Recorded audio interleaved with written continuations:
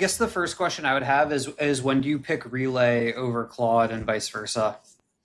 So what we have seen here is that we have generated a very structured approach to doing this task. Okay, we have generated subsequent steps. For each of the steps, we can go in and check the result, and we have a very good overview how much it consumes, how much credit it spend, and we can select all of the models which we want. So if we want to run it with OpenAI, but then we want to run it with Claude, we want to change something, we want to run it with Gemini because it's better as something else, you can have a condensed and structured approach to it directly into a workflow app that combines all of these items together. Okay, this also in this specific case it doesn't apply, but in general we could have set this to happen automatically, right? So every day or every time like an individual like you post, I want to scrape your post automatically without the need of me going there and telling you, hey, go ahead and do this.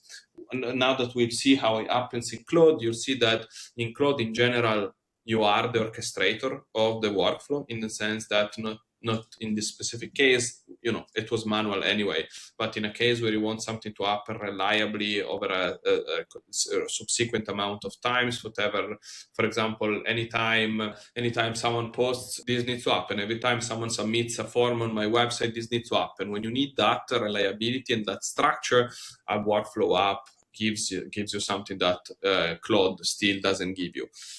On the other side, Claude is simpler in the sense you do everything interacting with your copilot, Claude Cowork or Claude Chat, whatever copilot you're using for the specific task, and it in general it's something that people already have in their tech stack, right? So if the reliability and the auditability of the workflow are not important, Claude is generally an easier way to introduce and an easier way to test this specific task.